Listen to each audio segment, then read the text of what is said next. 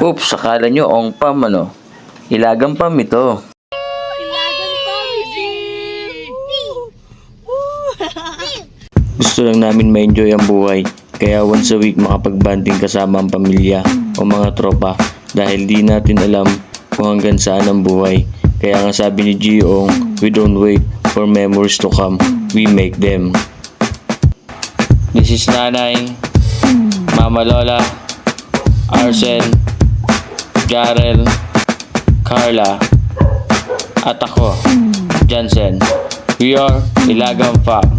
Inspired by Ong Fam, this is our kind of gold times. Be part of us. Weekends na! Kaya alam na! Arat na! Ilagan pa, Missy! First camping namin with Jingni at napagdesisyon na namin na pumunta ng Mulanay. At habang kami nga ay papalabas dito sa proper town ng aming bayan, ay may nakita kami ang pinakampogi sa Barangay Mabutag. Boss Albic. At yan ngayon po ay nandito kami sa rotonda na tinatawag ng aming bayan. So kakaliwa po kami dito, papuntang way to San Narciso, Tumulanay. Ayan, dito na po tayo. Dito po marami po lagi ditong nakatambay. Dahil nandito po ang parisan ni Vin TV. Shout out Vin TV. At ayan po ang setup namin sa loob. Ayan, nagda-drive ang ating daddy. Wow naman. Very Fernando Po Jr. ang dating. At ayan, puro kalat-kalat ang aming likod.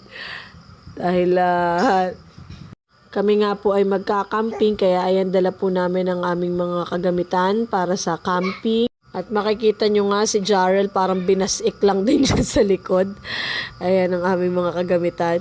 At na ito si Arsen parang relax na relax kahit talagang sobra ang alog sa ating bagong service. Pero power ito. O, diba? Ayan, tulog na tulog. Ang sarap ng tulog.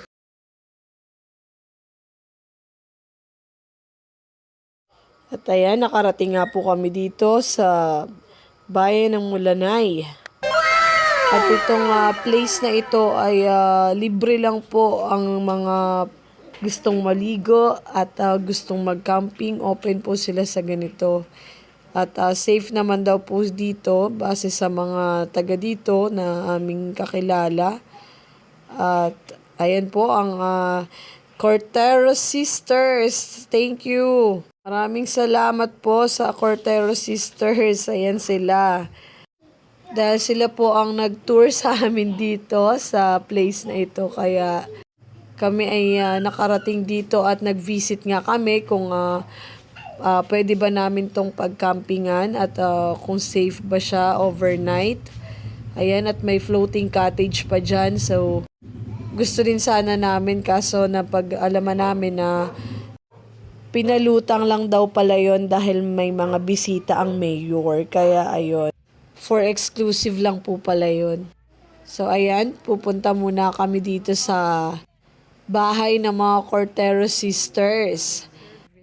Mabisita muna ang kanilang bahay dito at ngayon lang din po kami nakarating dito. At ito nga po yung daan papunta sa kanilang bahay. So, iniwan namin si Jingni dun sa may highway. Pinarking lang muna namin and then pupunta po kami dito sa kanilang bahay. Itong madadaanan namin kay Ate Grace pala to na bahay. So, yung inaanak ni nanay at yung sa inaanak ni nanay na si Emmy ay doon pa sa may dulo. Sila po ay mga taga-barangay Maligaya din po. Sila po ay taga-Buena Vista din at sila po ay naninirahan lang dito sa Mulanay. Dahil dito po sila nakakuha ng kanilang mga iniirog. Taga dito po ang kanilang mga napangasawa. Ayan, bumungad na agad sa akin si Jarel at nauna na. Nauna na pati si Arsen, nandito na din. Umaambon na po kasi kaya nauna na sila. At ayan, kami po ay dumayo lang ng lunch dito. Kumain lang po kami ng lunch and kakatapos lang po namin dito kumain. At At napagdesisyonan nga po namin na negative kami mag-camping ngayon dahil medyo masama ang panahon, madilim ang kalangitan, tapos umaambo na. Baka sa kalagitnaan ng gabi mag-pack up din kami, kaya sabi namin uuwi na lang din kami next time na lang. So, see you next time, Mulanay and Corteros sisters. Okay, magagas muna si Jinny. At baka naman uhaw na ay talagang uli ng uli ay wala namang panggas. Ano baga naman yan? Yes. Okay pa ba ang lahat? Wari ko naman ay ayos at talaga namang relax na relax si Jarel. Ay, basta't may cellphone, labarn. At ito't kasalukuyan po kami pumapasok sa bayan ng Katanawan. At sa oras na ito ay buringot na ang aming kasamang bata dahil naiinip na. Akala niya daw magkakamping kami. Magkakamping naman talaga kami kaso masama po ang panahon nga sa Mulanay, pero dito sa Katanawan napakainit. Kaya nagtry pa rin po kami na humanap ng spot dahil nandito na rin lang naman po kami. Hahanap po kami ng spot para sa aming camping. At ayan po yung way to Buena Vista. Kung gugustuhin po naming umuwi ay dapat lumiko na kami doon. Pero hindi, at hahanap po kami ng spot dahil nagagalit na si boss. Tingnan nyo naman ang itsurhen. Gusto niya daw pong magdagat kaya ito, hahanap po kami. At napatigil pa nga po kami saglit dito dahil hinahanapan namin si Jarel ng damit dahil napansin namin na yung gayak namin ay walang damit si Jarel. Umasa kami na may damit siya sa kadlit. Meron naman po talaga kaso hindi lang din namin nailagay sa bag. Pero mahal ang presyo ng damit dito kaya napag-isipan namin na wag na lang palang bumili. Pipilitan po kami magdagat at talagang nagagalit si boss. At ito nga po at pumapasok kami ngayon dito sa aming napiling spot. So magtitingin po kami dito kung may magandang spot dito. Ito po ay way papunta sa may Marks and Marcy's. At ito na po, nandito na po tayo sa Marks and Marcy's Pool and Beach Resort. So syempre hindi tayo dyan pupunta kasi may entrance dyan. Dito tayo sa libre. O, diba, narinig nyo naman, happy na daw siya. Ganyan po kababaw ang kaligayahan ng anak ko, kaya talagang lagi kaming naliligo sa dagat, ganyan, or kahit falls, ilog, kahit pasapa yan, okay na yan. Basta tubig, go! Ha? Happy ka na? Bakit? Bakit?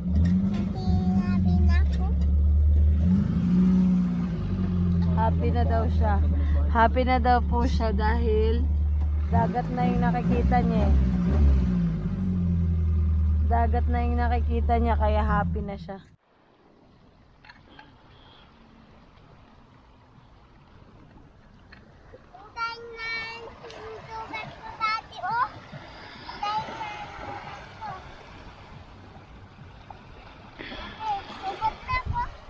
Ha? Paliligo ka? O, doon kay mami. Tara. Ako na. Eh, baka mababasa ang damit mo. Doon muna. Mami! Ligo ako! Na! Ha?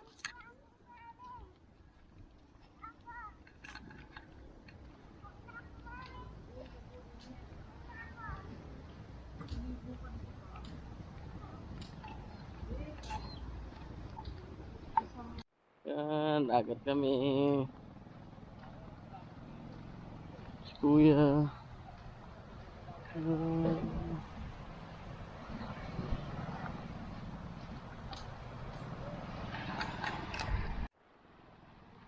Ayan.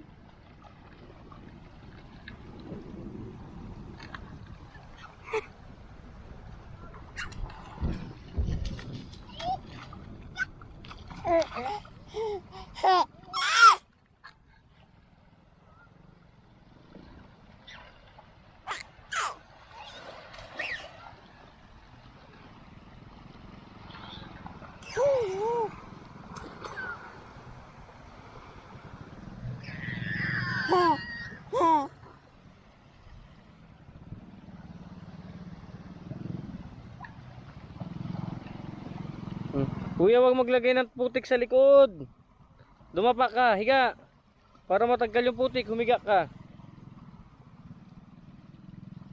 Dito nga po ay pinasok na namin ang aming sasakyan para sana mag-set up ng aming mga tent for camping. Kaso talagang negative ang aming camping ngayong araw na to. Kaya pinaligo na lang talaga namin si Jarrell sa dagat at nagdesisyon na umuwi na lang din after. Medyo hindi para sa amin tong araw na to, para sa camping kasi dumilim na din dito sa Katanawan. Kaya feeling namin abutan talaga kami ng ulan dito. Arsen. What's up, Arsen? What's up, Arsen? At dito nga po ay pauwi na po kami ng Buena Vista ulit. So, andito na kami sa rotonda ng Katanawan. So, talagang ikot na po ang nangyari sa amin dito. Buena Vista, sa Narciso, Mulanay, Katanawan, tas Buena Vista na naman. Ito po yung aming camping na nauwi sa road trip. Pero okay naman po at nasubukan din namin ang aming bagong service. Kaya enjoy din naman po kami. Ganda ng inyong playing, playing room, Pati. Pati, pata. Pati, pata. Aku malu.